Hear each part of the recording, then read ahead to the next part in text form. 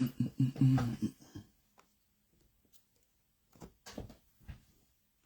actually got it right on point today. How about that? Hey there, how's everybody doing today? This is rainy, kind of sunny-ish Monday. Hope everybody had a good day. Good safe day at work if you had to work. If you got to stay at the house. Hope you had a good time at the house. And if you got your stimmy, send your boy a couple of dollars.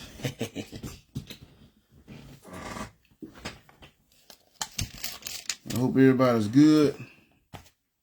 Hope y'all have a wonderful day that the Lord has made. And I'm going to give a couple minutes like I always do. See if anybody else will join in. I'm sitting there read for a second or two. And see if anybody else joins in. And then we'll go ahead and get started in this lesson. And we're going to see, today we're going to be going over the exciting conclusion. You know, I did part 1 last week. And it was on rebellion. And how rebellion leads to destruction. And when you don't do things the way you're supposed to do them, when you don't do what you're supposed to do, or you're doing stuff you know you're not supposed to be doing and not doing the things you're supposed to be doing, how that leads to destruction. And we're going to come with the conclusion. We only got halfway through, and my time ran out on me, so we're going to go to the exciting conclusion of it today. So like I said, I'm just give a couple minutes, finish doing some reading, give a couple minutes, see if a couple others come in, then I'm going to go ahead and I'm going to get started. So I'm hoping that everybody having a good day today. But again, rebellion. Today we're going to finish up, like I said, the lesson from chapter 16 and chapter 17 on rebellion. And that's what we're going to talk about today, how rebellion ends in destruction. So I'm just give a couple of minutes and then I'm going to jump into the lesson. But I hope everybody's having a good day so far. Y'all got to sit here and stare at the top of my bald head for a couple of minutes. Hope it don't blind you.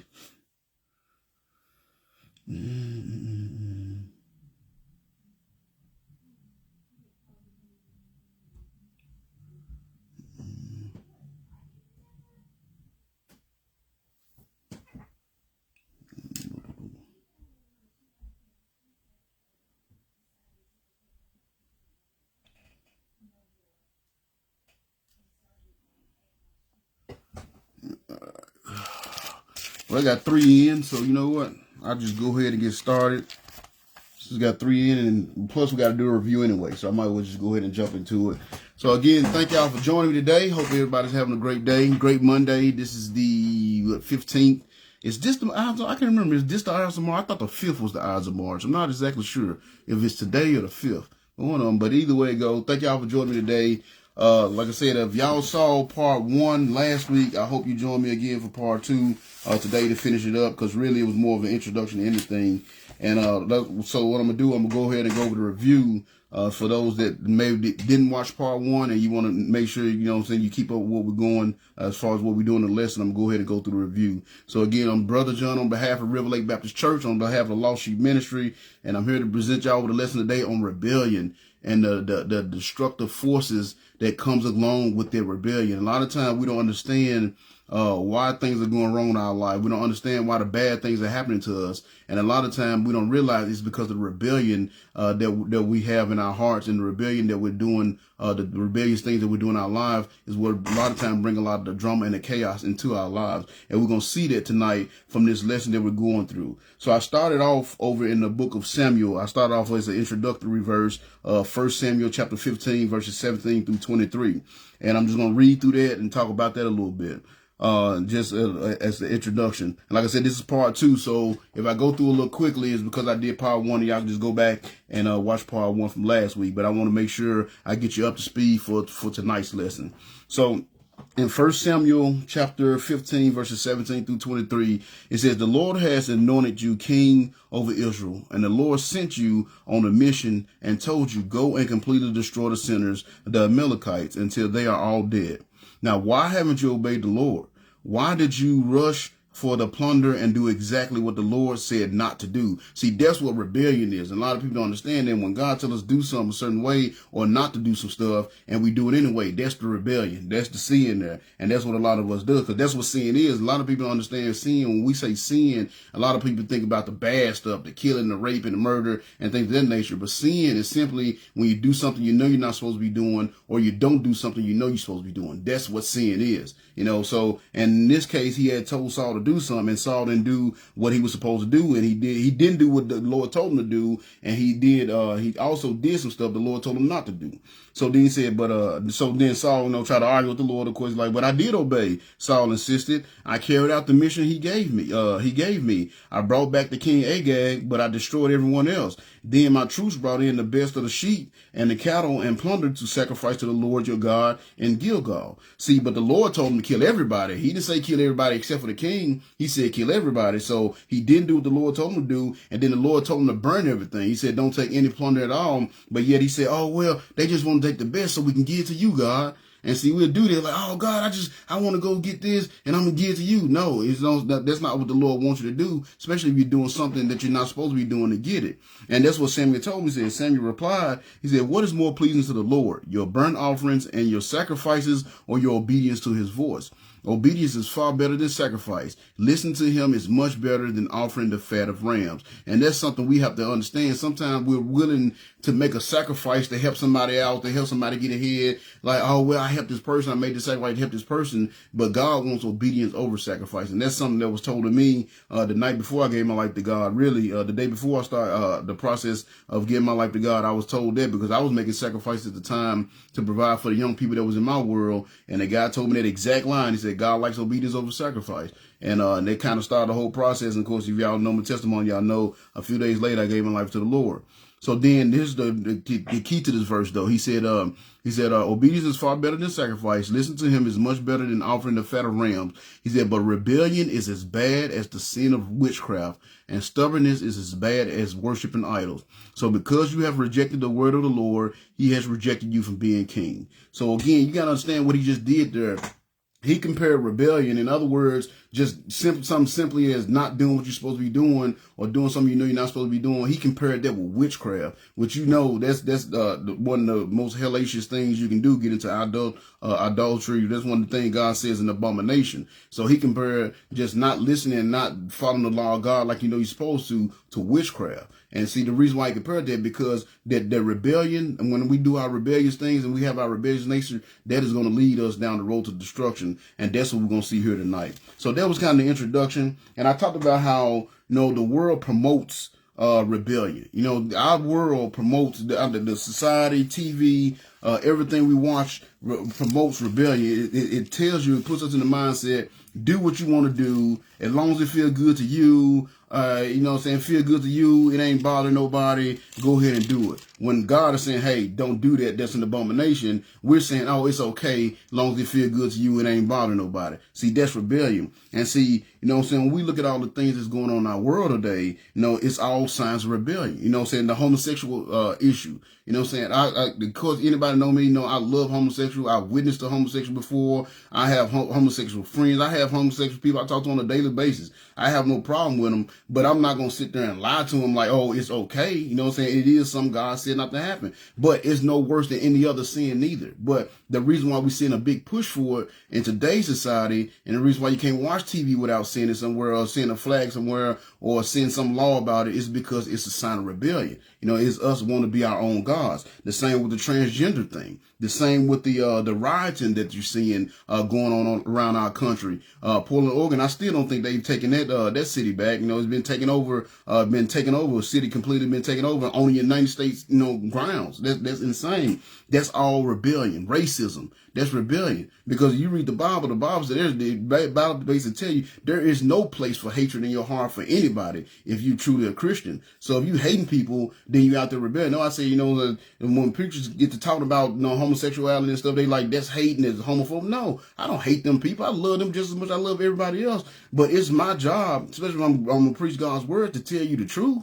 Now, I'm not going to sit here and be like, oh, you going to hell because you do that. I'm not one of those people, because that's not what sends you to hell. The only thing that sends you to hell is not being saved before you die. You know what I'm saying? That's the only thing, the sin of condemnation, not being saved before you die, is the only thing that sends you to hell. But I'm not going to sit here and act like God is happy with what you're doing either. But in the same breath, He's not happy with straight people, people that's straight, a man and woman that's straight, that's having sex outside of marriage. It's all the same thing. You know what I'm saying? But when we get to do that, even fornication, that's also the way our society fornicate. Everybody just hook up and Netflix and chill. All that stuff is signs of rebellion. And we have to understand what road that's going to end, what that road is going to end. I mean, again, we got other things we got going on right now. We got football. You can go to the football games. They just had the Super Bowl a little while ago. People was there. You know, you can go to basketball games and all that stuff, and you go hang out and entertain yourself. You can go to abortion clinics right now, but in certain places you can't go to church. So, you know what I'm saying, sports venues and things of that nature is open, but church is closed. See, those are all signs of rebellion.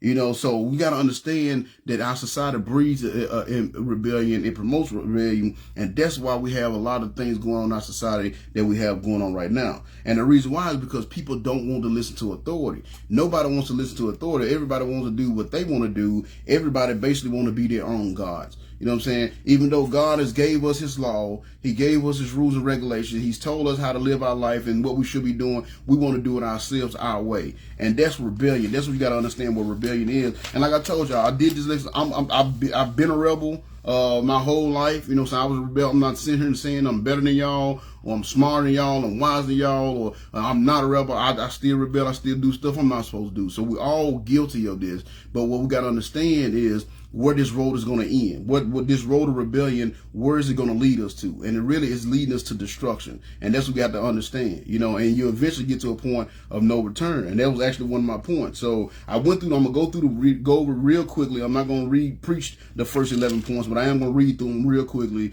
and it'll get us up to where we was at, and we'll go ahead and start for tonight. So, cause it was 23 points in all, and I did the first 11, then tonight I finished the last 12. So the first point we had from last week was rebellion. If you're trying to read along with me, I'm in Numbers chapter 16. If you're looking in your Bibles, number 1 was rebellion rarely affects only the rebeller. And we saw here where this guy named Korah, he got some people together, and he said he was the son of Levi, and he conspired with Dathan and Abram, the sons of Eliab, and On, the son of Peleth from the tribe of Reuben. And they incited a rebellion against Moses involving 250 other prominent leaders, all members of the assembly. So you see there, rebellion rarely just affects the rebeller. It brings other people in. It's that whole, the statement, and I know y'all heard it before, where it say one bad apple spoils the whole bunch. That's what he's talking about. Because that one bad apple, that one bad apple is somebody that's rebelling, and then they bring that rebellion into the assembly or whatever it is, and it start affecting everybody around them. So you got this one guy, he started the rebellion, and you got 250 some other people that he brought along with him. So you got to understand, rebellion rarely affects only the rebeller. The second point was rebellion breeds disorder and chaos. And we see here where he says they brought these people there. They said they went to Moses and Aaron and said, "You have gone too far. Everyone in Israel has been set apart by the Lord, and he is with all of us. What right do you have to act as though you are greater than anyone else among these people of the Lord?" Now, of course, if you know your Bible, you understand the law, the way things are set up, Moses and Aaron were chosen to do this job. They didn't do this because they wanted to do it. They didn't get themselves this position. God gave them position. Because you remember, Moses didn't even want to do it. He tried to run from the Lord. The Lord basically had to force him to do it. You know, so now these guys come to him saying, well, we should be able to do it too. We're all chosen. When in reality, the Lord specifically chose the Levites to be the ones to minister to him in his tabernacle, and he specifically chose the lineage of Aaron as the ones that can come before him and burn sacrifices. So number 2 is rebellion breeds disorder and chaos. See, they were trying to do things not the way it was supposed to be done. They were trying to do things their own way instead of the way that God had set it up. So that's what rebellion does. And also it breeds jealousy. They were jealous because Moses and Aaron had all this power, and they felt that they should have it too, because in fact they was cousins basically. Well, we grew up in the same house. We had the same family. Why we can't do it? See, that's jealousy that comes from a rebellious heart.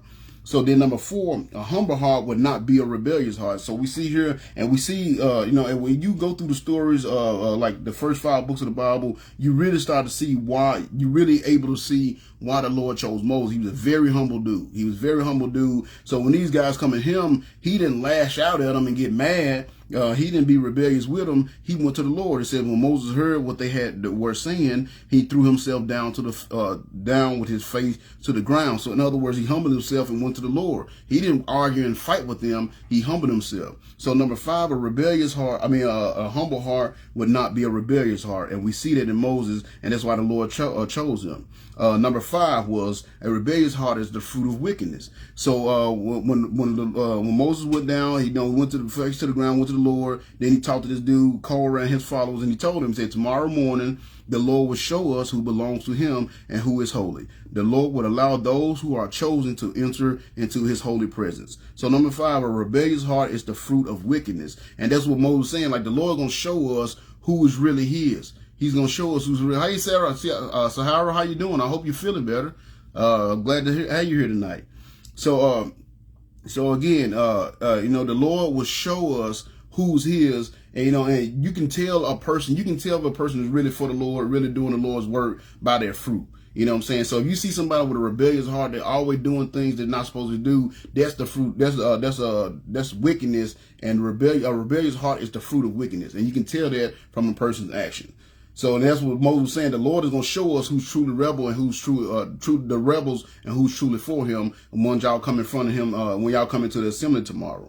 So then number 6 was rebellion will push you past a point of no return. So then Moses told them, he said, the Lord is going to show us who's who, basically. Then he said, then we will see whom the Lord chooses as his holy one. You Levites are the ones who have gone too far. And that's what rebellion do. It'll push you past a point of no return. And that's something I pray for our country all the time, that we can realize that we rebelled against the Lord and turn our hearts back to the Lord before we get to that point of no return. Because if you remember, and I talked about the story of Sodom and Gomorrah, and again, that's a story that's been very misinterpreted. They always say, oh, see, it was the homosexuality. That's why the Lord destroyed that place. That was not the reason why the Lord destroyed that place. The reason why the Lord destroyed that place, because them people had turned their heart away from the Lord, and they were doing a lot of wicked things. But when the guys came and tried to have rape the men angels, and have sex, the homosexual sex with the men angel, that was the point of no return. When the Lord saw this, all right, I got to destroy this place. They was already doing all this other stuff, and now they trying to rape my angels. See, they went to that point of no return, and that's when the Lord told the angels to get Lot and his wife and his 2 daughters out of there, and he ended up destroying the place, because that was the point that pushed them to that point of no return. And that's what rebellion would do. It'll get you to that point. So number 7. And again, I'm going through these quickly because this is all part 1. So if y'all want to actually get into what I talked about last week, go back and watch that. I just want to go through and get caught back up for tonight's points. Number 7, rebellion will make you ungrateful. It'll keep you from knowing your place. And we see here when he told them, he said, Moses was talking to this Korah, and he told him, said, does it seem small thing to you that the God of Israel has chosen you from among all the people of Israel to be near him as you serve in the Lord's tabernacle and to stand before the people to minister to them? He has given this special ministry only to you and your fellow Levites, but now you are demanding the priesthood as well. See, they already had a high position, but they wanted more. Because of their rebellious heart, their pride in their heart, and their rebellion in their heart, they wanted more. And Moses called them out on it. Like, look, he's already gave y'all a special position. You got a special position. Now you want our position as well. You know what I'm saying? And that's why he told them you're the one that went too far. And number 8 was your rebellion is against the Lord alone. And Moses told him this. He said, not only, you already demanded the priesthood as well. He said, the one you are really revolting against is the Lord. And that's what we got to understand. Any rebellion in our heart, anytime we break the law, anytime we do something that we know we're not supposed to be doing, all that is against the Lord. It's not against man. You're not rebelling against man. You're not rebelling against the government. You're not rebelling against Biden or Trump or none of these people that's in office. When you rebel and you do stuff you're not supposed to be doing, you're rebelling against the Lord. And you got to make sure you understand that. And the Lord, he always take care of his business. You rebel against him, you got to believe there's going to be a price to pay. And then the price to pay for their rebellion is going to be destruction. So number 9, from last week, a rebellious heart will keep you regressing instead of progressing. And that's something a lot of people don't understand. A rebellious heart will keep you from progressing. When you got the rebellion in your heart, it's going to keep you from getting those blessings that God got waiting for you. You know what I'm saying? We see here where he went in and invited Moses went to talk to the other 2 guys that was part of the rebellion, but they told us that we refused to come. Isn't it enough that you brought us out of Egypt, a land flowing with milk and honey, to kill us here in this wilderness, and that you now treat us like your subjects? What's more, you haven't brought us into the land flowing with milk and honey, or given us the inheritance of fields and vineyards. Are you trying to fool us? We would not come. So you see, they wouldn't come to him come to Moses and, try to hash these things out, because they're still thinking about Egypt. They're still whining and complaining about Egypt. Think about it. When they was in Egypt, they were being brutally beaten. They were being killed for no reason. They was, was subject to harsh labor every day. Intense labor, 12, 14, 16-hour days. And that's what they were complaining that they left. You see what I'm saying? They was looking back at their old life. And we got a lot of people that do that. We get into, start serving the Lord, and then, things don't go quite the way we want it to go, and we start looking back to good old days. You know what I'm saying? Our old life, the old stuff that we doing, not realizing, that old time we was trapped in our sin, and we weren't really living. We was just existing. You see what I'm saying? So they was looking back at the past instead of looking forward to the future, and they was regressing because of their rebellious heart. And that was a rebellion to do. It'll make you regress instead of progress. And then number 10, rebellion can stifle your spirituality. And so we saw when right here after they said that, Moses got a little upset, and he said he became very angry and said to the Lord, do not accept their offerings. So even though he was a spiritual dude and a humble dude, he got upset. It messed with his spirituality because of these guys was rebelling. And see, again, that's what rebellion do. It seeps in and it just destroys everything. And then the last point from last week was point 11. Rebellion will lead you down a path of destruction. And that's really the overall thing of the lesson. And we see here when Moses, again, he was talking to him, and he told him, he said, I have not taken so much as a donkey from them, and I have never heard a single one of them. And Moses said to Korah, come here tomorrow. And he's talking to this Korah guy who started the whole rebellion. He said, come here tomorrow and present yourself before the Lord with all your followers. Bring all your people, all these people that you got rebelling with you. Y'all come, and we're going to present ourselves before the Lord. He said, Aaron and I would also be there. And he said, be sure that each of you, your 250 followers, bring an incense burner with them, so they can present them before the Lord. And Aaron also bring his incense burner. And see what Moses was doing. If you know the law, Moses was setting them up. Because, if you know the law, if you're not authorized to go before the Lord, you don't go before the Lord. And because if you do, the penalty is death. And Moses told like, all right, if y'all so big and bad, I tell you what, get all your followers together and y'all come, and we're going to present ourselves before the Lord. You're going to present yourself before the Lord, and we're just going to see what happens. You see what I'm saying? But Moses setting them up. And because of their rebellion, because of their pride has swelled up, because of their rebellion in their heart, they thinking they're going to go and it's going to be all hunky-dory and they're going to get away with it. But they're going to have another thing coming to them. And it's not going to end good for them at all. And we're finna get into that tonight. So I'm going to go ahead and pray, and then we'll jump into it. Dear Lord of Heavenly Father, thank you so much for watching over us today, Lord. Thank you so much for keeping us safe today. And thank you so much for giving me this opportunity right now to come here and bring your word tonight on rebellion, Lord. We all have rebellion in us. I mean, it's just this human nature, Lord. We just have this want to, this knack to always do what we want to do instead of doing what we're supposed to be doing the things that we think is fine and not doing the things that you want us to do. The book of Judges, the one I did my first sermon off of, it said the last very line of the book, it says, in those days there was no king, so every man did what was right in his own eyes. And that's exactly what we have going on in our country right now, Lord. And that's why we're facing the problem, and honestly in the world as a whole, but definitely in our country. And that's why we're facing a lot of the problems that we face right now, because we have developed rebellious heart, and we doing what's right in our own eyes instead of doing what you want us to do, Lord. So I pray that you help us see this as we go through this lesson tonight. Please let your spirit flow through me to touch the hearts of those that may be dealing with the same rebellion, some more than others, of course, Lord, but just be with them all. Touch their heart, bring them under conviction, and give them the strength and the wisdom they need to get back to your word, so we can start getting this rebellion out of our hearts before we get to that point of no return, and you just take your hand and your grace from off of us, Lord. Just let your spirit guide my heart and my words tonight as I bring this lesson, and also let your spirit touch the hearts and minds of those that's listening along, whether they watching live or watching later on. Let it touch their heart, bring them under conviction, so they may want to work on their relationship with you as well. Just guide me and use me tonight, and just pray we have a good lesson, and we all walk away from this lesson better Christians, closer to you, but more importantly, with a little bit less rebellion in our hearts because of the words that's spoken here tonight. We love you and thank you for all you've done and given, and I say this prayer in your wonderful Son, Jesus' name, amen. So, again, we got to understand what rebellion does. Hey, Evie, how you doing? Good to see you guys. Been a while to see you in person, but I'm glad you're here, and I hope everything is going good. And tell Nolly I say hello, and tell Chad I say hello. So again, we're dealing with rebellion now, and rebellion, like I said, is the law of God. You know what you should be doing. You know the things you should be doing, but you're doing what you want to do. That's what rebellion is. You know, that's why when I read you the book out of Samuel, that's exactly what Saul did. You know, the Lord told him to go in, kill everybody, and burn everything. He went in and killed everybody except the king, and then he burnt everything except for the good stuff. See, that's rebellion. He did what he wanted to do instead of doing what God wanted him to do. And we all have that tendencies. We all have we all have the tendencies of doing what we want to do or not doing the stuff that we know we're supposed to be doing. You know what I'm saying? We all have that tendency, but we got to see what's at the end of that road. And it's at the end of that road, waiting for us, at the end of that rebellious road is destruction. And we're going to see this here with these guys. So we starting, for you guys, like I said, I'm going to start over in Numbers chapter 16, and we're starting at verse 18 is where we left off from the last lesson.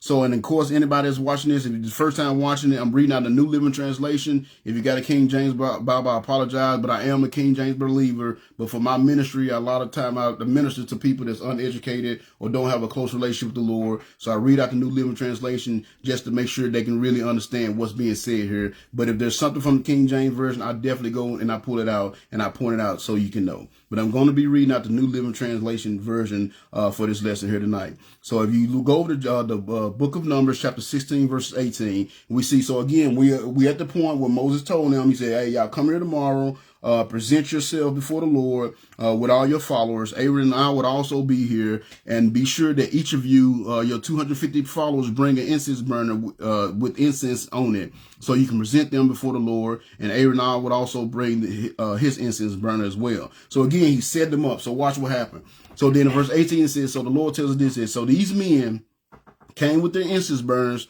placed burning coals and incense on them, and stood at the entrance of the tabernacle with Moses and Aaron. Meanwhile, Korah had stirred up the entire community against Moses and Aaron, and they all assembled at the tabernacle entrance. Tabernacle entrance. Man, that's a hard word to say.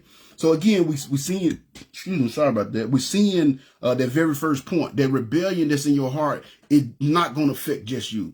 Rebellion rarely affects only the rebellion. It affects everybody. So far we got Korah, we got this Dathan and Abram, we got these other 250 leaders, prominent leaders. So these are higher ups. These ain't just common people. These are higher up people. And then also now they went and got the whole community come out and stirred up a whole thing in the whole community that come out and against Moses and Aaron. So they getting everybody involved. So then watch what happens. Says in the next verse says, then the glorious presence of the Lord appeared to the whole community. And the Lord said to Moses and Aaron, get away from these people so that I may instantly destroy them.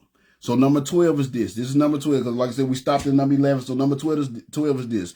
And it's really kind of 2 points, and I kind of combined them, so it might be a little long. But the first part of it is, if you hang with the rebels, you will be destroyed with the rebels. You got to understand that. If you hang with the rebels, you will be destroyed with the rebels, and that's what the Lord told them. He said, "Hey." He said the glorious presence of the Lord appeared and told them to get away from them. And see, that's one of the hardest part of being a Christian in the Christian life is the separation.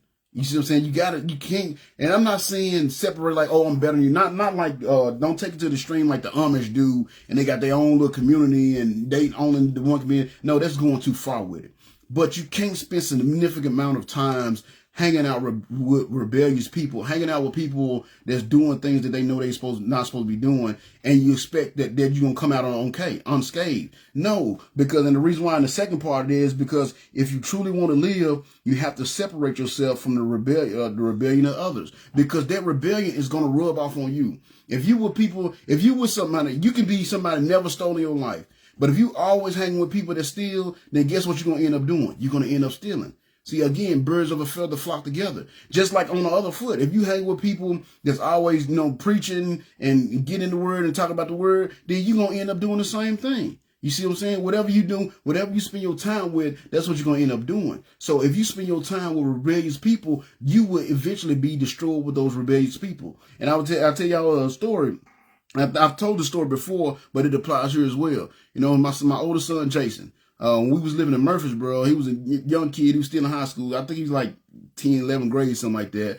And he had this group of friends he hung with, and these kids used to steal all the time. So it's kind of exactly what I'm talking about. They would go to Walmart and just, steal all kind of stuff. Now he knew better, and we wasn't broke, but we wouldn't have no money neither. But if they needed something or really wanted something, I did what I could to make sure I got it for them. And he had wanted some headphones. I never forget this day. He wanted some headphones. So he's like, Dad, I need to get some new headphones. He said, my boys, I don't want to say their name, put them out there like that. He said, but they going over to Walmart. Can I go with them? I said, son, I don't think that's a good idea. Because I was I was working third shift, so I was getting ready to go to sleep, to get ready for work that night. And I told him, I don't think it's a good idea because you know how they get down. He said, yeah, but I ain't gonna do it. And I had gave him enough money to cover the headphones. So I think well, he got the money to cover the headphones. So I ain't gonna worry about it too much. I don't want to restrict the kid. He start to be a man, let him make his own decision. But I told him, hey, what they get down, don't be involved in it. If you see them doing it, you need to get away from them. So he goes to Walmart, I go in there and go to bed. And not even an hour into my sleep, I get a phone call that I got to come to Walmart and pick him up because he went up there stealing the headphones. The headphones that he had money for already, the same headphones I told him, went and did the exact same thing I told him not to do, and he ended up getting in trouble for it. He got caught. Now, them other guys, they didn't get caught because they've been doing it all the time, but this is his first time stealing, and he got caught. And that's the reason, why he got caught, because you got to understand, God holds you accountable for what he knows you know. You know what I'm saying? He know you know better. There might be some people out there that doing things, they just don't know any better. And that's why they're doing those things. But when God knows you know better, he's going to hold you accountable immediately. And the very first time he went on there and started stealing, he got caught. You know what I'm saying? I had to go up there and he got his butt tore up. You know what I'm saying? But that's what happened when you hang with rebels. See, they sin became his sin. So when you hang with rebels, you hang around people. If you're not trying to be a drinker, you shouldn't be hanging around with people drinking. Again, you know what I'm saying? Like I have friends, I know they like hanging out at the bars. I know they like smoking weed and stuff like that. Now, if they have a special occasion or something, I love my folks. I go out there and, for their special occasion, show up for their birthdays. You know what I'm saying? But I make up my mind before I even get there, hey, I'm not going to do this. But I'm not going to hang out with these people every single weekend. I'm not going to the bar with them every single weekend. You know what I'm saying? On a special occasion, it might be once a year that I see them. And I go because it's been once a year and I do want to see my people. You see what I'm saying? And it's not that I'm better than them, but it's just that I don't want to get caught up in the world that they're living in. You see what I'm saying? And that's what's happening here. God is telling them, hey, don't get caught up with these folk. These are rebels. They rebelling against my commands. They're doing things they're not supposed to be doing. Don't get caught up. You need to get away from them because I'm about to destroy them. And see, if you with them, if you in the car with them, and if they time to be destroyed, then guess what? You got to be destroyed as well. You see what I'm saying? So you got to understand that's one of the hardest things about the Christian life. Is one of the hardest things to do because it's not always people that's obvious. It's some people come in your life. It's obvious, like, I don't need to mess with that dude. He got tattoos all over his face and, you know what I'm saying? He smoking meth right now. It's sometimes it's obvious, but then sometimes it's not so obvious. It can be the very people you love. You know what I'm saying? It can be your brother. You know what I'm saying? It can be a sister. It can be your mom. You know what I'm saying? I had to separate. That's why I ended up in Nashville. I had to separate from my whole family to get out of Memphis because I knew if I stayed in Memphis, I would be destroyed because of the type of things that they were doing, the way they were living their life. It was affecting me. Matter of fact, I don't know if I ever told y'all this story. I almost got killed one time because of some stuff my mom was doing. She got involved in some stuff, and some guys came looking for her, and they knew I was her son, and they caught me up, man. I got jumped by like 7 guys. You know what I'm saying? And this one guy was getting ready to hit me with a brick. And, he had it back here. Like, he was swinging for death. He was trying to, put me down.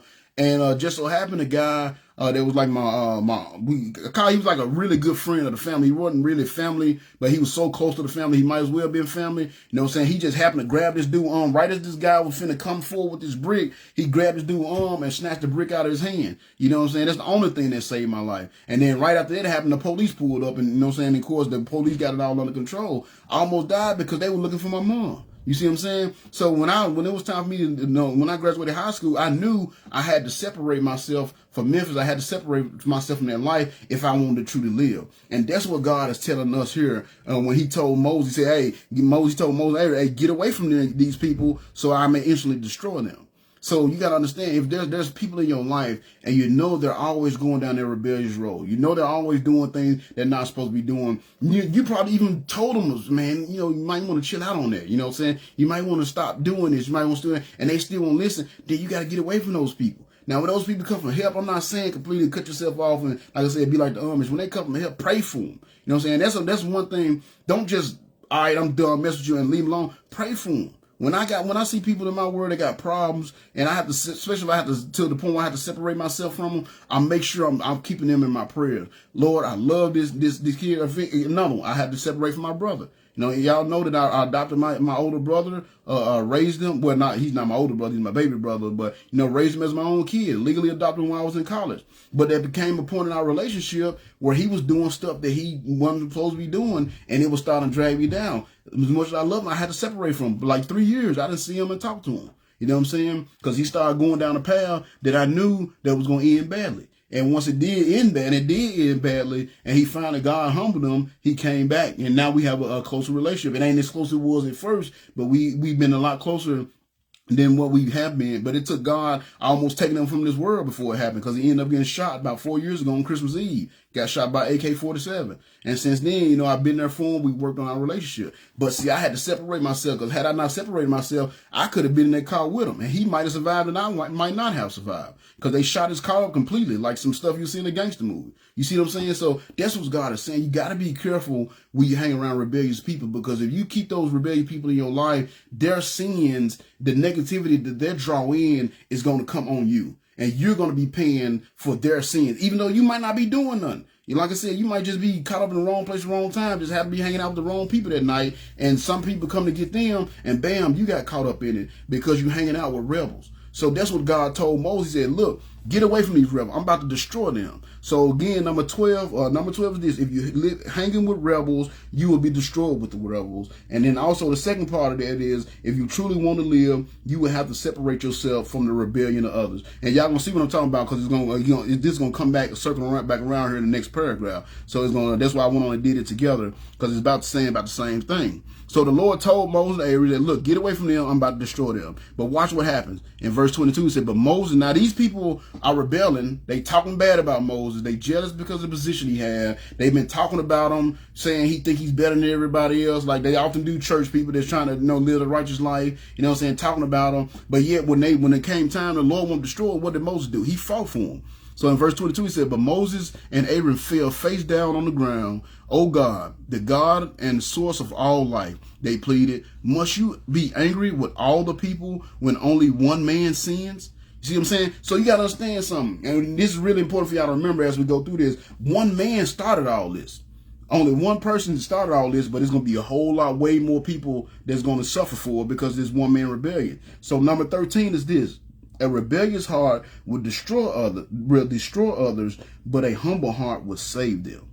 And that we see here. This guy Korah, he's putting these people, because his rebellion and the people he got to join in his rebellion, he's putting people on this dangerous path that's about to lead them to destruction. But Moses like, look, Lord, all of them, they just following this fool. They don't realize what they doing. You know what I'm saying? Do you need to be angry with everybody? Because the Lord going to destroy the whole community. You just like forget all of them, everybody. I'm saying you and Aaron, Moses. I'm just kill everybody else. And Moses like, oh no, you ain't got to kill everybody. Just, you know what I'm saying? It's just really just this one dude that's starting all this. Take care of him, Lord. And see, he was able to do that because instead of him having a rebellious, prideful heart, he had a humble heart. Because me and you know what I'm saying, I know in the pride, I'd be like, man, kill them. You know what I'm saying? They talking smack about me anyway. You know what I'm saying? Take them all out. You know what I'm saying? I probably wouldn't have been as forgiving. That's why the Lord didn't choose me back then to do that. Because Moses, he was a humble dude. And like I said, as we go through these stories, as you go through the first 5 books of the Bible, you really see the characteristics of Moses and why the Lord chose him to be Israel's leader the way the Lord did. Because he was a very humble dude. And he was always, even though they was always talking bad about him, even though they was always talking about him behind his back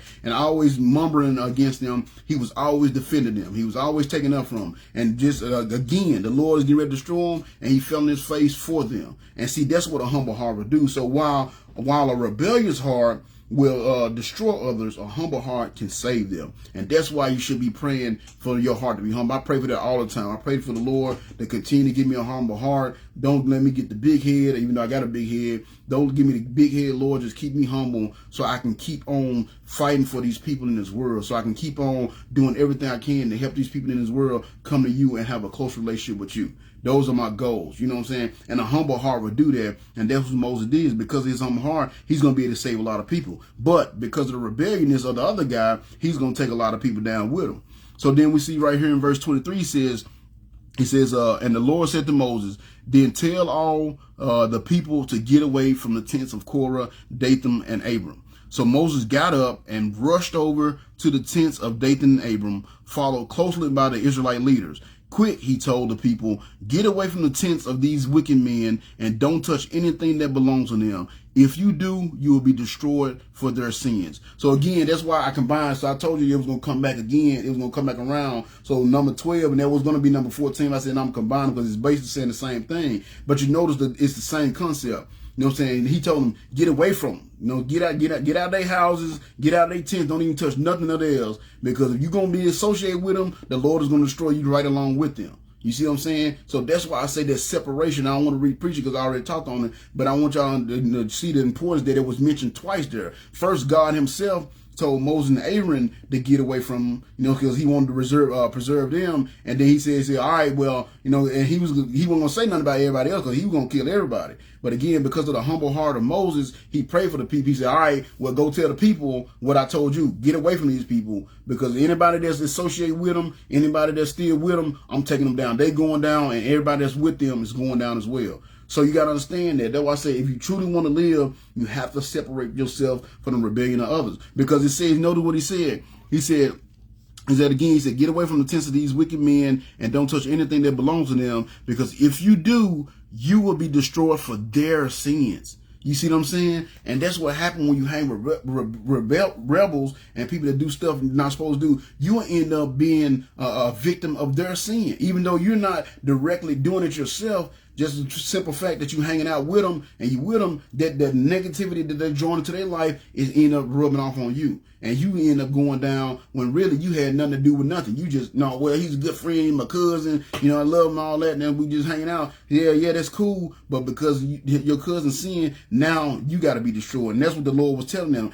Get away from these dudes, because I'm about to destroy these dudes. And anybody else that's associated with them is going down with them as well. And that's what happened when you deal with rebellious people. So that's why I say you got to make sure that as doing your Christian walk, if you really want to have a good Christian walk, you have to separate yourself. Again, not putting yourself above people. I'm just saying, you still, like me, I still go to the jails and talk to dudes. You see what I'm saying? I still go to projects every Saturday. I go to trailer parks. I do that. So I know what I'm saying. It's not that I'm separating myself like, oh, I'm so good for that. I don't mess with those kind of people. Not that thing. But I don't spend a significant amount of time with them. I'm not hanging out with them every weekend. All my free time is not going to hang out with people that's doing things they're not supposed to be doing. You have to be able to manage that. You have to be able to separate yourself from those kind of elements, because again, if you don't, the same thing's going to happen. Their sins and their rebellion is going to bring you down with them, because they're going down. If they stay on their road and they don't repent, they don't turn their heart, they're going down. But if you stay with them, you're going to go down with them. And watch what happens. This is kind of horrible what happens to them.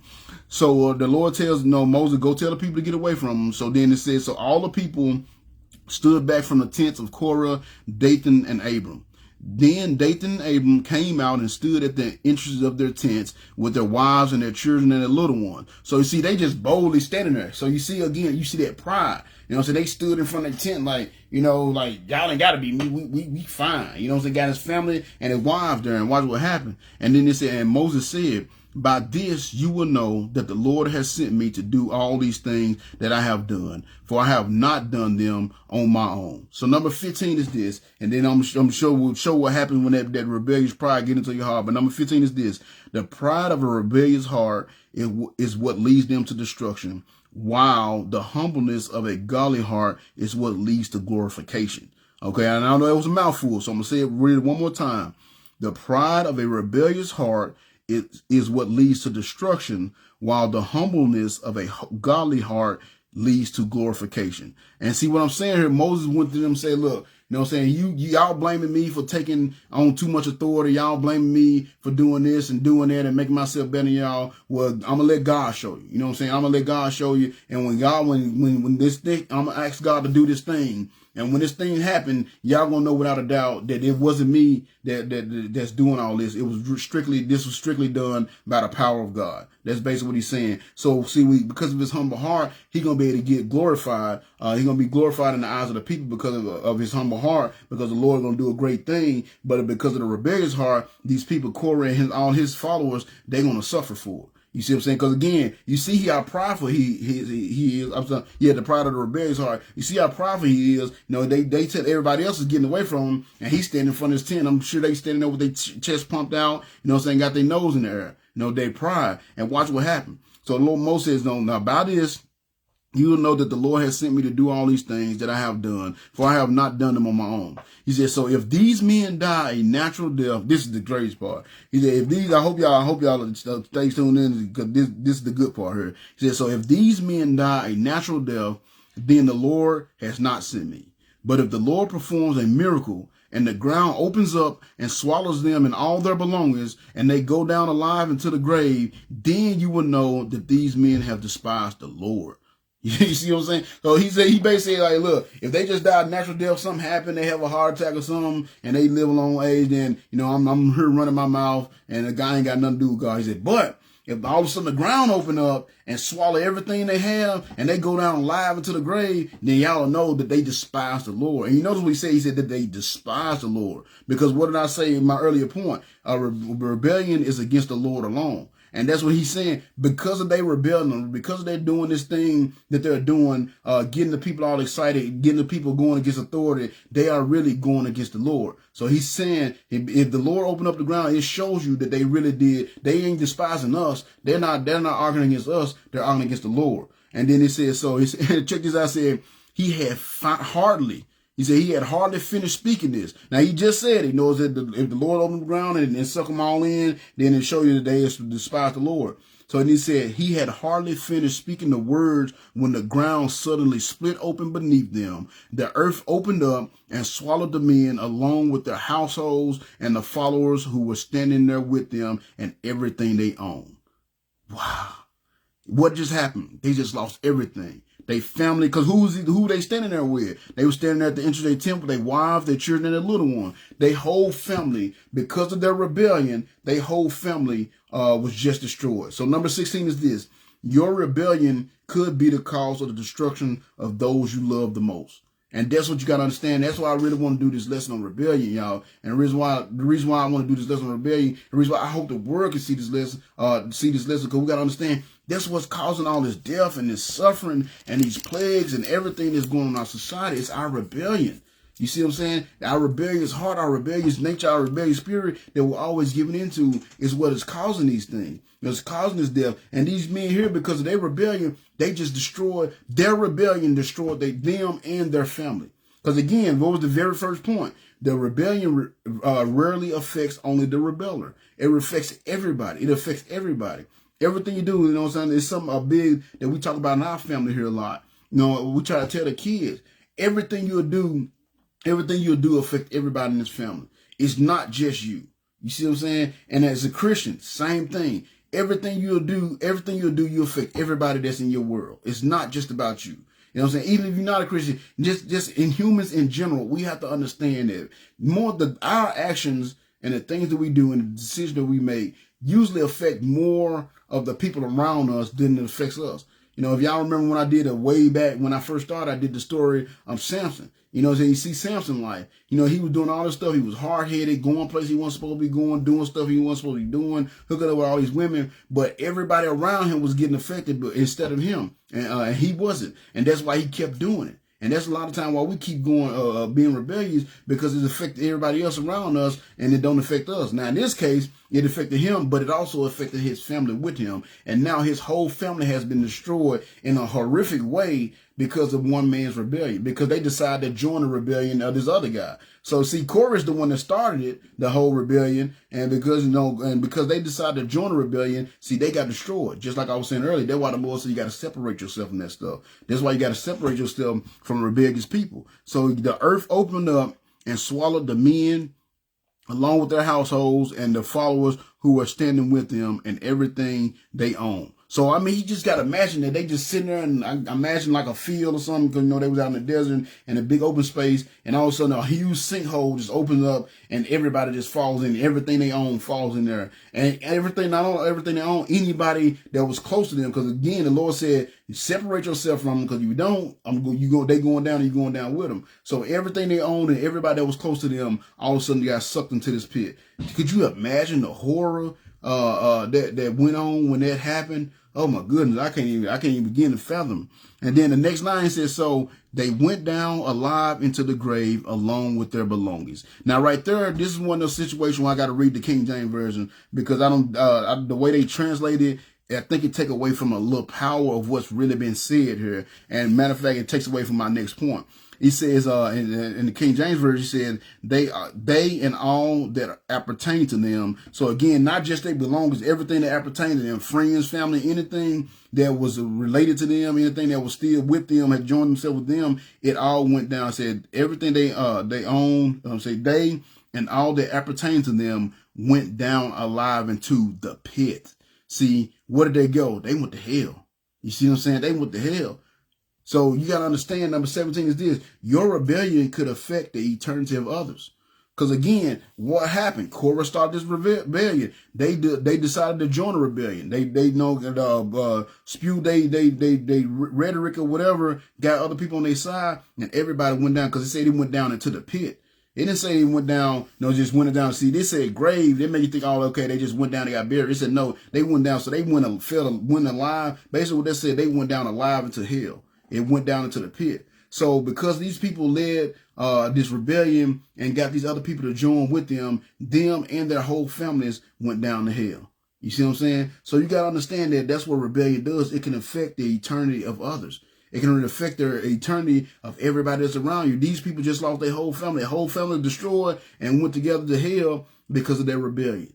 See what I'm saying? So that's why it's so important when you feel that rebellion, rising up in you, when you get them urges that do what you want to do instead of doing what you're supposed to be doing, or you get them urges that not do what you know you're supposed to be doing instead of what you're supposed to be doing. When you get those urges, you got to fight those urges off, man. Because again, not only for you, but for the benefit of not only the benefit of you, but the benefit of others as well. Because everybody is affected by it. Everybody in your world is affected by it. And we see here where these men and their whole families just guys went down to the pit alive. They just went down to hell alive. You know what I'm saying? So you got to understand that rebellion could affect the eternity of others. So then it says, the earth closed up over them and they all vanished. So it didn't just open up and it sucked them down in there and you was able to see the hole. Like it opened up, sucked them down in there and then closed back.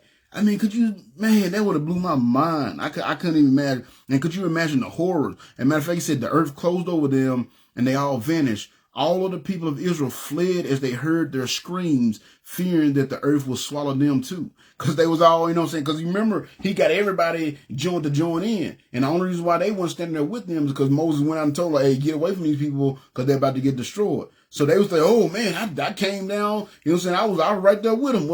Maybe the Lord's going to get me as well. You see what I'm saying? But luckily they had to separate themselves before this happened. So they didn't get them. But it says then, so it said that but you can hear the screams that all the people of Israel fled as they heard their screams, fearing that the earth would swallow them too. Then the fire blazed forth from the Lord and burned up the 250 men who were offering incense. You see what I'm saying? So the other ones, so the ones that they didn't Abram, they died, and the other 250 that was standing there in front of the tabernacle burning incense, knowing they weren't supposed to, they died as well. So number 18 is this. The reason why they died is this: the Lord would not accept a rebellious heart. This is what you got to understand. The Lord, this is something that's so frustrating with my ministry. And it's so frustrating with doing God's work, and I see it all the time. We got people, and most people do this. You know what I'm saying? It's a problem among everybody. People want to live the way they want to live. They want to do what they want to do. They want to do it the way they want to do it, but then they expect God to bless them. You know what I'm saying? And they wondering why they have so many problems. Why can't I get ahead? Why can't anything seem to go right? Why can't, you know what I'm saying? It always seemed like, and I know like for the longest, I felt like I was cursed. It felt like no matter what I did, I could never get ahead. It felt like I got 2 steps forward and got pushed 4 steps back. all the time. And the reason why, because I was living a rebellious life. I was doing what I wanted to do and not what God wanted me to do. That's why I was having so many problems. And we have to see that God is not going to accept your rebellious heart. You know what I'm saying? Now, God will let you go out and do what you want to do. He ain't going to force it on you, but he's not going to bless that. You know what I'm saying? We expect to be able to live the way we want to and expect God to just bless that. We live out, complete out his word, completely not by his commands, but we expect God to bless these lives we live in. You know what I'm saying? And then get mad at God because things always seem to be going wrong. The reason why things are going wrong because God is not going to accept a rebellious heart. He's not going to accept your gift. Even when you make your little offers and your sacrifice, he's not going to accept that crap because it's not coming from the right place. It's not coming from a humble heart. It's coming from a rebellious heart. And that's why these guys got killed, because they went there to offer sacrifice. They was offering sacrifices. So you're like, well, they offering sacrifice to the Lord. Yeah, but they was offering sacrifice to the Lord from a rebellious heart. They weren't supposed to be offering sacrifices to the Lord. They weren't even supposed to be nowhere near the temple, near the tabernacle. And they knew this.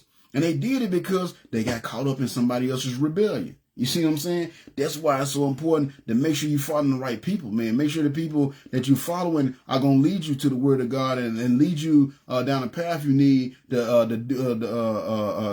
be obedient to the word of God and not disobedient to it. You know what I'm saying? That's what happened. They got caught up in somebody else's rebellion because somebody else sinned, they had to pay the consequence for it. And that's what happened. It said the fire blazed forth from the Lord and burned up the 250 men who were offering incense. So number 18, the Lord is not going to accept a rebellious heart.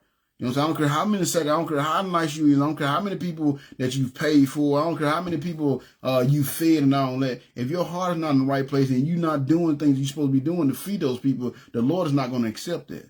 You know what I'm saying? Matter of fact, he's going to not only reject it, it might put you in some hot water. And that's what happened with these guys. They called themselves making sacrifice to the Lord, but they made that sacrifice out of a rebellious heart. And what happened? The Lord fire blazed forth and killed all 250 of them. So y'all see, so right now, because of one man rebellion, we got over about, because, you know what I'm saying, they said Dathan and Abram, them and their whole family died. You know what I'm saying? So we can imagine, wife, kids, all the relatives, all their friends and family, probably I can say 50 people. So because of one man's rebellion, so far you got about 300 people that have lost their lives. But guess what? God ain't done yet. So then it says, and the Lord said to Moses, tell Eleazar, son of Aaron, the priest, to pull all the incense burners from the fire, for they are holy. Also tell him to scatter the burning incense from the burners of these men who have sinned at the cost of their lives. So number 19 is this. This is one thing you got to remember about their rebellion. Don't forget that the wages of sin is death. You know what I'm saying? That's Romans 6:23. The wages of sin is death. And so don't forget the wages of sin is death, and rebellion against the word of the Lord is sin. See what I'm saying? And because these guys were sinning, what were they doing? They knew the Levites was the only one that's supposed to be ministered to the Lord, and he knew the lineage of Aaron was the only ones that should have been offering incense. They knew this stuff. This is not something that was brand new to them. They knew this. They knew full well what they was doing. They knew full well the penalty for doing what they was doing, but yet they chose to do it anyway. You see what I'm saying? And because they chose to do it anyway, they sinned. And what is the penalty for sin? The wage of sin is death. And you got to understand, the wage of sin is death, and rebellion is sin. So that's why I say that the end of the road, what's waiting for you at the end of that rebellious road is death and destruction. That's what's waiting for you. And that was waiting for these guys because they got involved with this Korah guy. He got them all riled up, got them to get out the will of God, the way of God. They end up dying because of it. And that's what he told me. He said these guys, he said, tell him to scatter the burning incense from the burners of these men who have sinned at the cost of their lives. See what I'm saying? That sin that they just committed cost them their lives. And all sin, that's what the wage of sin is death. That's what's waiting for you. If you live a life of sin, and you live a life of rebellioususness, I'm telling you what's waiting on you at the end of that road is death and destruction. And that's why the title of this lesson was Rebellion Leads to Destruction, because that's what's going to be waiting on you if you still have that sinful heart. So then he says, he must, so he told him to go gather up all these incense from these men that just paid with their lives because of their sin. He said he must then hammer the metal of the incense burner into a sheet of covering for the altar. For these burners have become holy because they were used in the Lord's presence. And the altar covering will then serve as a warning to the people of Israel.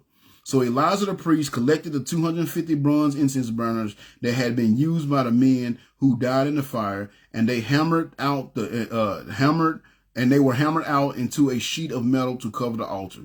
Now this would warn the Israelites that no unauthorized man, no one who is not a descendant of Aaron, should enter into the Lord's presence to burn incense. If anyone did, the same thing would happen to them that as happened to Korah and his followers. So you see what I'm saying? So it was a warning. He told them that now they have a warning. They can try to say that they didn't know, even though they did know they weren't supposed to. They can try to say they didn't know, but now you definitely know. And this covering right here is going to be a warning to them. Let them know, if you're not a Levite and you're not in the lineage of Aaron, don't bring your butt up here trying to offer sacrifice to me, because that's not how it's supposed to be done. You see what I'm saying? So number 20 is this.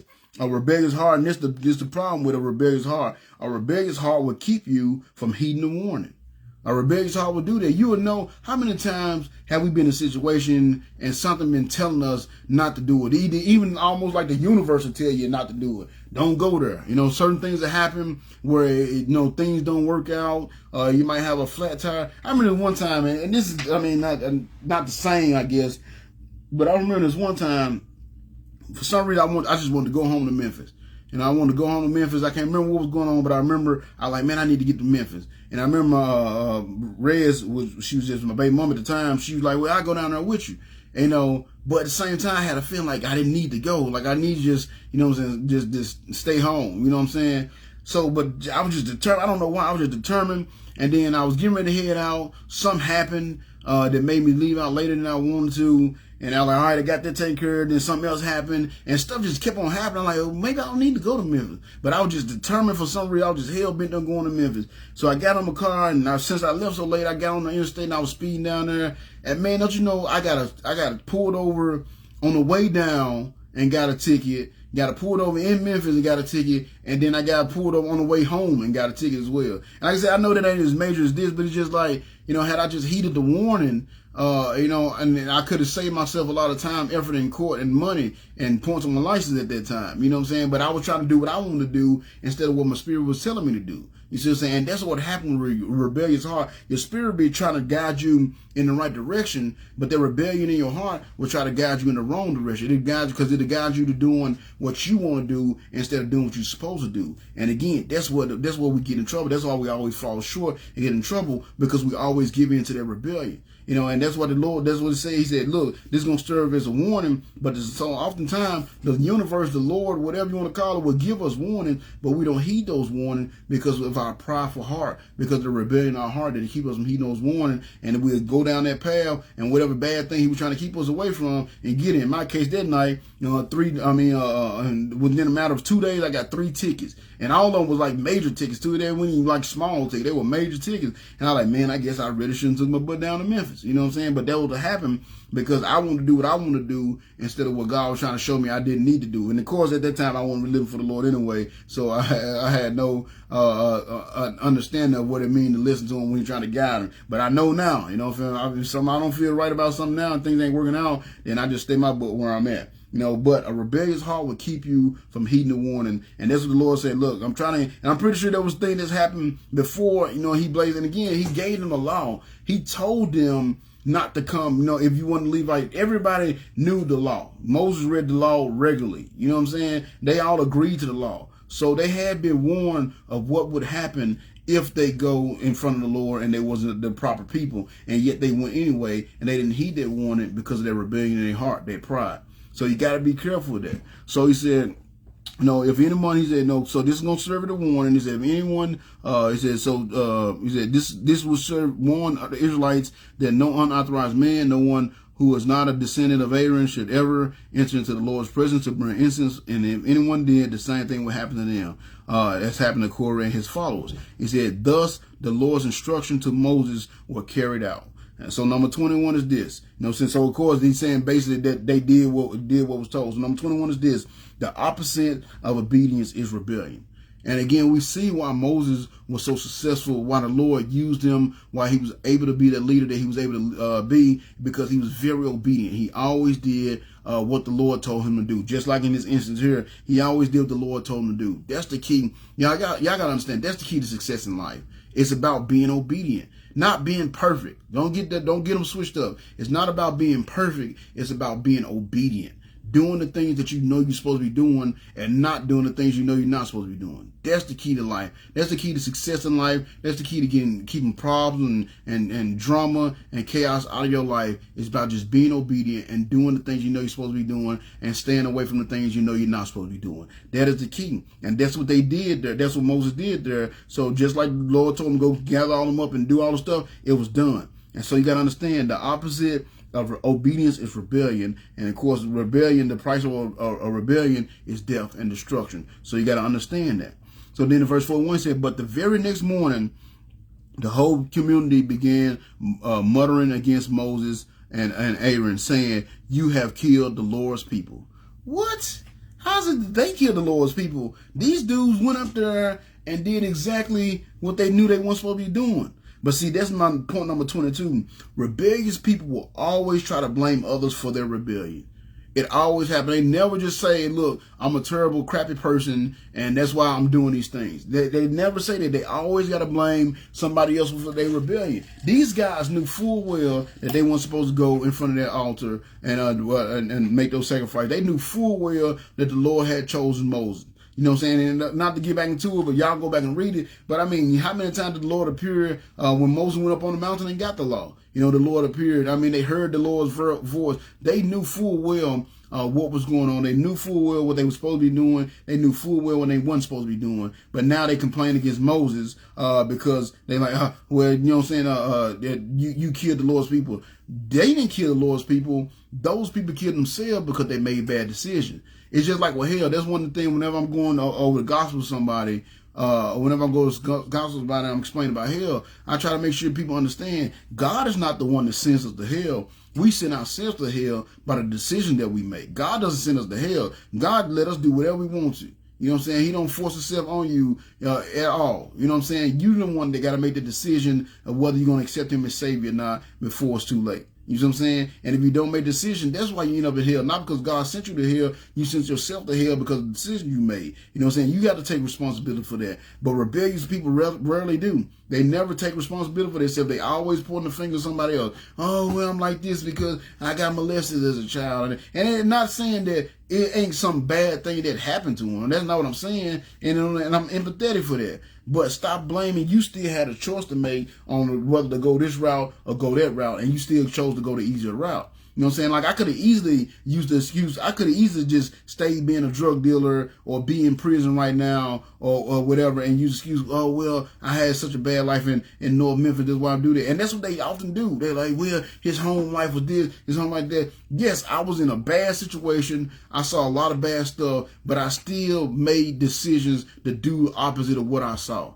You still got a decision to make no matter what your environment is, no matter what your environment is that you was raised up in, no matter what is going on around you, you still make a decision whether you're going to give in to that or not. You still have to make the decision. Stop blaming it on other people. Stop blaming it on the president. Stop blaming it on the police. Stop blaming it on your dad and not being there and all that. No, you got to take responsibility for yourself. And rebellious people rarely do that. And that's what they was doing here. They blaming Moses for these guys dying when these guys, Moses was the one trying to protect them. And Moses was the one telling them that they was going too far. Moses was the one that gave them the law. You know what I'm saying? Moses is the one that's doing everything he can to keep them alive. And now they blaming Moses for that. And that's what rebellious people do. They never take responsibility for their own action. Let me get some water right quick, y'all. Sorry.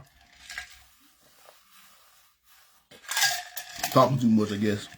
Mouth getting dry. So that's what rebellious people do. They never take responsibility for their own action, and they blame others. And that's what they do. But the Lord, he don't take kind of that, because watch what happened. He said, you two, they complain about it, said, you two have killed the Lord's people. So it says, as the people gathered to protest to Moses and Aaron, they turned toward the tabernacle and saw that the cloud had covered it, and the glorious presence of the Lord appeared. Moses and Aaron came and stood at the entrance of the tabernacle, and the Lord said to Moses, get away from these people so that I can instantly destroy them. But Moses and Aaron fell face down on the ground. So once again, the Lord like, get away. I just got to do it. I know I said I won't say it, I got to do it because these people get on my nerve. You see, that's what rebellion to do. You know what I'm saying? The Lord, like, I'm just going to take my grace off of them, and I'm tired of them. I'm tired of dealing with them. Same stuff over and over. They won't take responsibility. I'm just going to kill them. But once again, that humble heart, you know what I'm saying? Even though the rebellion will destroy, the humble heart of saving, what did it do? Moses and Aaron fell on the face again. The very people that's arguing against them and talking about them, they's fighting for them.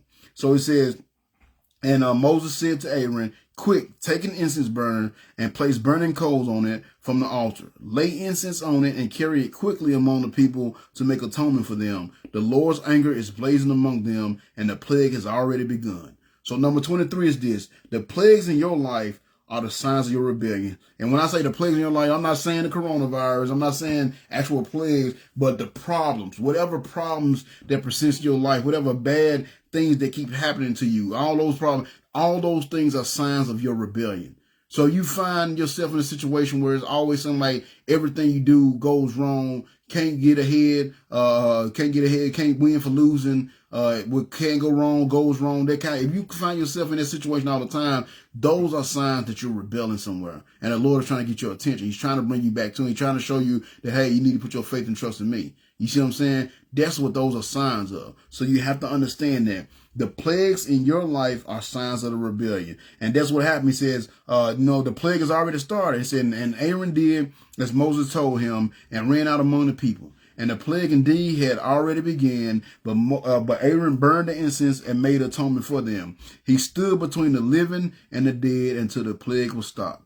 So you see that humble heart once again fighting for those people. He stood between the living and the dead until the plague was stopped. Now again, they was murmuring against him. They was blaming him for the problem, but he was the very one, because it had the humble heart, he was the very one able to fight for them and make atonement for them. But what happened though? He said, but 14,700 people died in that plague, in addition to those who had died in the incident involving Korah. Then, because the plague had stopped, Aaron returned to Moses at the entrance of the tabernacle. So again, all because of one man's rebellion, over 15,000 people lost their lives.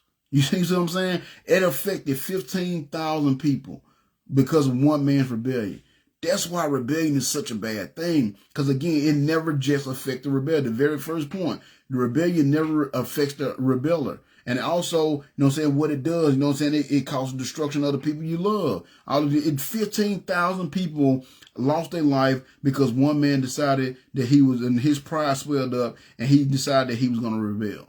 You see what I'm saying? You see what rebellion does? You see the price that we pay for the rebellion in our lives. We see the price that our family pays. We see the price that our loved one pays. We see the price that our community pays. We see the price that our country pays. You see, we see the price that the world pays. Everything that we see right now is the price that the world is paying because of the rebellion of a few. Well, it's a lot. There's a lot of people rebelling these days. You know what I'm saying? But if you gotta understand and think about that, number-wise, one man in this story here caused 15,000 people to die off. Imagine how many people are dying because of the rebellion of everybody else in this world. This was one man, and there's a lot of, and we can all see the rebellion that goes on day in and day out. You just cut on the TV, you can see it. So imagine, that's why it's so much death. Again, that's why we fighting this coronavirus. That's why we fighting these riots, and that's why we having so many problems. And got the government got to give us money, stimulus back, and all that because of our rebellion.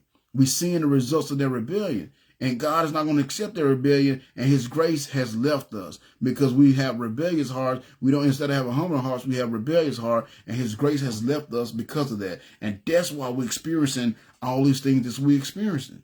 Again, one man caused over 15,000 people to die because one man got a pride, heart swelled up, got his head swelled up, and his pride swelled up, and he wanted to go against authority. He wanted to, instead of listening to authority and doing things the way it's supposed to be done, he wanted to do them his own way out of jealousy. And look how many people lost their lives because of over 15,000. See, that's why rebellion is such a bad thing. And that's why you got to get that stuff out of your heart, man. Pray for the Lord to take your rebellion out of your heart. Pray for the Lord again. I'm not actually telling you to ask the Lord to make you perfect. You're not going to be perfect, but you also don't have to be rebellious. You know what I'm saying? We're going to make some mistakes, but it's a difference between, willingly sinning and willingly making a mistake, and then you just not really don't have no concept of what's going on. And like, oh man, I didn't realize I shouldn't have done that kind of thing. You know what I'm saying? Like it's the story I was telling you earlier. My son, he knew better than going to that store and stealing that stuff, as opposed to he had no clue what was going on and he got caught up with the guys and he knows he got pulled in. That's a whole different ball game. But he knew what was going on. He knew what those guys like to do, and he knew what he was going to do. He had the money, and I'm pretty sure he thought, I just steal a headphone and keep the $20. Well, guess what? He didn't end up getting either. You know what I'm saying? And he got a butt whooping instead because of their rebellion. You see what I'm saying? God is going to hold you accountable. But that's why it's so important, people, that we see how our nation has rebelled against the word of God. And we see how the people in our world, the society has just completely rebelled against the word of God. And we really need to be praying, wholeheartedly praying. You Christians out there, you men of faith, you men of God, you women of God, you children of God, please, we need to be on our knees praying for us to get this rebellious heart, for the Lord to take this rebellious heart away from us, help us to see the error of our ways before it's too late. And we need to see that before it's too late and we get past that point of no return. Because like I told one of my earlier points, you'll get to that point of no return. And once the Lord say, all right, I'm done with it, he's done with it. So then and I'm going to go through 17 as a small verse, but the Lord, he's going to do something here. Mighty miracle here to kind of try to alleviate some of this rebellion. So starting in chapter 17 says, so then the Lord said to Moses, take 12 wooden staffs, one from each of Israel's ancestral tribes, and inscribe each tribal leader name on his staff. Inscribe Aaron's name on the staff of the tribe of Levi, for there must be one staff for the leader of each ancestral tribe. Put these staffs in the tabernacle in front of the ark of the covenant where I meet with you. Buds will sprout on the staff belonging to the man I choose. Then I will finally put an end to this murmuring and complaining against you. So number 24 is this. Don't argue with a rebel. You know what I'm saying? You notice Moses and Aaron, they didn't get into no spouting match with these guys. They didn't argue with these guys. These guys made their accusations and said their thing, and Moses and them like, all right, you know what I'm saying? They just went to the Lord. So number 24, this is the last point. Don't argue with a rebel. Let the Lord vindicate you. Don't argue with these people. You know what I'm saying? Don't get the Proverbs say, if you argue with a fool, you become a fool yourself. Don't argue with these people. Just continue to do what you're supposed to be doing, walking in the ways the Lord has showed you that you need to walk. Continue to do that thing and let the Lord vindicate you. The Lord will show you, like Moses said, hey, y'all come before the tabernacle, and the Lord will show us who's really his and who's not. Let the Lord vindicate you. Let the life you live, the things you do show that you really walking in the love of the Lord. And that's what the Lord said. We're going to have this little contest. Everybody bring their stick, and I'm going to show y'all who's my chosen one so y'all can stop all this talking. Now, they already know. The Lord has already laid it out. They already know. But because of the foolishness in their hearts and the rebellious heart, he had to go through this whole thing again. And he's going to do a mighty little miracle to prove so. So it says, so in verse 6 it says, so Moses gave instructions to the people of Israel, and each of the 12 leaders, including Aaron, brought Moses a staff. Now Moses put the staffs in the Lord's presence in the tabernacle of the covenant. Now when he went into the tabernacle of the covenant the next day, he found that Aaron's staff, representing the tribe of Levi, had sprouted blossoms and produced almonds. So you got to understand how you might not think a big deal, but you got to understand this was a dead stick. This was a staff. So, it had been cut and shaved down so they can use it for walking. So it wasn't like it was a plant and they went and put like 12 plants in there and it budded. It was a stick. It was, a dead piece of wood, and they put it in the presence of the Lord. And not only did it blossom, it actually produced some fruit. You see what I'm saying? So that's what I'm saying. Don't argue with the rebel. Let the Lord vindicate you. And seeing when you have a humble heart, you'll be able to produce that fruit. And that's what they knew, because Moses and Aaron's heart were humble. They was doing what they were supposed to be doing. The other ones was rebelling. Moses and Aaron, they was doing what they were supposed to be doing. And because of that, they was able to produce some fruit.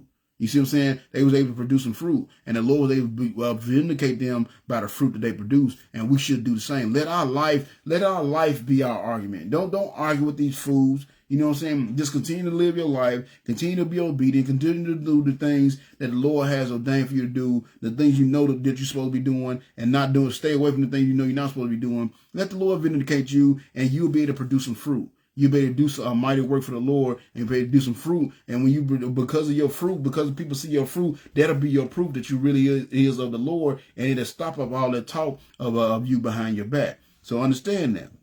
So then in verse 9 it says, now when Moses brought all the staffs out from the Lord's presence, he showed them to the people. Each man claimed his own staff, and the Lord said to Moses, place Aaron's staff permanently before the ark of the covenant as a warning to the rebels.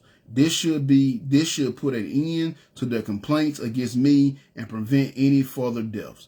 So again, he's giving them another warning. This is another warning. You know what I'm saying? A rebellion. And that's what the Lord is doing. He's constantly warning us. This coronavirus, it's a warning. These riots, it's a warning. You know what I'm saying? Our economy feeling the way it is, it's a warning. You know what I'm saying? So we need to keep our eyes peeled and look out for these warnings. See that, hey, he's warning us this. We're getting to that point of no return. I don't know if we've already crossed that threshold yet or not, but it's going to be bad. And it's going to be bad for everybody. Because again, we got 15,000 people that have lost their life as a result of this one man rebellion. How many people are going to lose their lives because of the rebellion that's going on in America right now? Think about how much rebellion goes on in America. Think about how many people, if this is the scale, 1 equals 15,000, how much death and destruction is going to be for what we got going on in this country right now. You see what I'm saying? And he's giving us these warnings, and we need to start heeding this warning. We need to start heeding this warning. We really need to get back to the word of God. We need to get back in our churches. We need to get back in our Bibles. We need to get back in our prayer closets and, man, call out to God and ask the Lord to change our hearts. Take this rebellious heart away from us so we don't end, so this path, this journey don't end in death and destruction like these people did. You got to think about their whole earth. The earth swallowed them up. Whole families gone down the hill alive. You know what I'm saying? Then closed back over them. You know what I'm saying? So it wasn't like it was just a freak accident and they just happened to be standing over a sinkhole. No, it opened up, sucked them in, and then closed back like nothing had ever happened. You know what I'm saying? And all the people can do is sit there and watch in terror as they hear their screams. You see what I'm saying? That's what happened because of rebellion. You know, and that's why the Lord said, here's another warning. Let this staff, put it in front of me as another warning of what happened, what's going to happen with rebellion. And hopefully these people will change their hearts around. So then again, of course, that line like that you always hear about Moses. So Moses did as the Lord commanded him.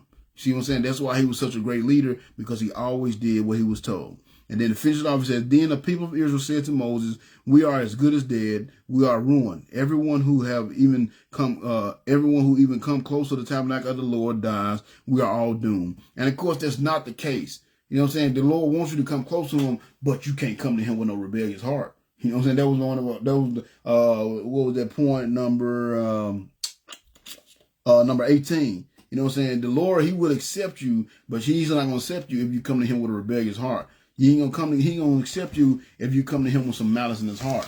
You know what I'm saying? That's what they didn't understand. It wasn't the Lord was killing everybody because they came close. He was killing folks that came close and their heart wasn't in the right place. The thing that they was doing was out of order. It was not of God. And that's why they suffered. Because they were sinning because of their rebellion. And if we don't get our hearts changed around, if we don't get this country back to where it need to be, if we don't put God back on the throne, and God starts to punish us for this rebellion, it's going to be way worse than what we saw here in Appanakora and his followers. And there's going to be a whole lot more people that are going to suffer for it, because there's a whole lot more rebellion that's going on in our country these days. And because of their rebellion, the road that we're on, and the rebellion that we experience, and the rebellion that we're doing as we on this road, that road is going to be in destruction. There's going to be a lot of death and destruction, and it's going to be literally hell to pay for a lot of people if we don't get the Lord back on the throne in our lives. So thank y'all, man. Like I said, it took me two lessons to do it, but both of them was shorter than my normal videos. I'm under an hour and a half, which is great, because I was really hoping to do that. I'm trying to shut them down for y'all, so y'all, you know what I'm saying, tune in and pay attention, because it's so much good stuff the Lord has given me, and I just want to share with everybody. And again, I don't share these because I'm perfect and I think I know it all. I share these because it's things I've learned over the years, just from wisdom and my experiences, and I've seen the blessings of God because I've learned these concepts, and I apply these concepts to my life. And my life, I said lives, I know that's my country talk, and I apply these concepts to myself, and I live by it. everything that I teach y'all, everything I talk about, I live by this stuff. I don't just say it just to say it, or just because I go to church all the time, this is what I should say. These are things that I really believe. These are things that I live by, and I don't tell nobody nothing that I don't do myself, or I don't take into account myself. And I hope these lessons are helping you all, and I hope it is touching your heart and humble your heart and give you the want to, that first of all, recognize the rebellion that's in your heart and get that rebellion out of your heart before it's too late and you end up going down that road of destruction. So again, I thank everybody for tuning in tonight. And of course, my ending announcements. This finished up this lesson, so next Monday will be something completely different. And as right now, I've just been kind of going through the book of Numbers, putting out stories that I hadn't went over before. So if there's anything that you want me to talk about specifically in the story that I haven't covered already, any lessons, something maybe that's going on in your life, and you'd like me to do a lesson over it, please inbox me. Reach out to me and inbox me like, hey, I'd love to see you do a lesson on this. And if it's something I haven't done already, I will do that. I'll work that into my lesson plan, because I don't want these just be me getting on here and preaching and telling you what I think you should hear. I want to get on here and preach and tell you things that you need to hear that'll help better your relationship with God. So if you're going to anything that you want me to talk about, or anything you need to talk about, want me to talk about, do a lesson on, a story or something I haven't covered, please inbox me. Continue to share the videos, tell others about the videos, tag people. My stuff is always public. I always post it on my page afterwards, man. Because I'm not doing this for my glory. I'm doing it for the glory of the Lord. But more importantly, I'm doing this so I can help others come to know the Lord as I know the Lord. So if you got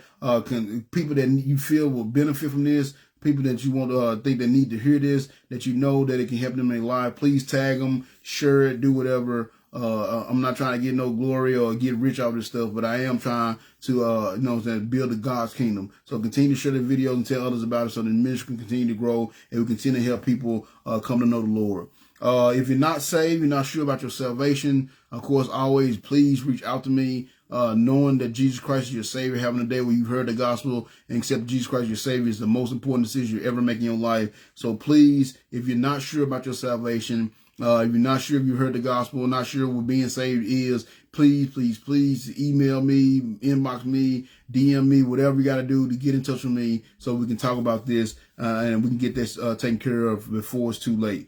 And then, of course, as always, if you need any kind of spiritual counseling, if you got anything that you're fighting with spiritually, anything you don't understand, something about the Bible you understand, I'm not a theologian. I do spend a lot of time in the Word, but I don't know everything. But I will do my best to help you. And if I don't know the answer right off the top of my head, I promise you I will do the research and we will come to a good, godly conclusion together. So if you got any kind of spiritual counseling you need, anything you want to talk about, anything going on in your life that you want to talk about, you need some spiritual guidance on, please reach out to me and I will do my best to help you see the Lord's will for your life. And last but not least, go to YouTube. If you want to catch some of my older sermons, especially when I do like 2 parts like tonight, go to YouTube. I am behind. I apologize, I know I keep saying it, but something going on with my computer where I can't download the videos like I was at first. So I'm working on getting that worked out. I got a couple of laptops here. I just ain't sat down and did it because I didn't got so far behind. But I will get them updated. But I do got like 20 or 30 other ones on there already.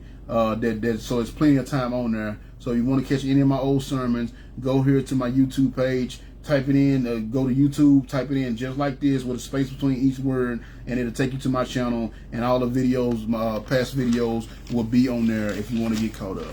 So again, I thank you all for joining me tonight. I hope this lesson has helped. If you see some rebellion in your heart, make sure you get it out of there. And if you see that you have a habit of hanging around rebellious people, you better make sure you get away from them. Because just like the Lord told those guys, hey, get away from them before their sins, you die and you're destroyed for their sins. Because their rebellion will rub off on you and you will pay for somebody else's sins. And man, you already got enough of your own, so why pay for others? You see what I'm saying? So again, I love you all. I'm going to go ahead and pray and I'm going to get out of here. And I thank y'all for joining me for this lesson here tonight.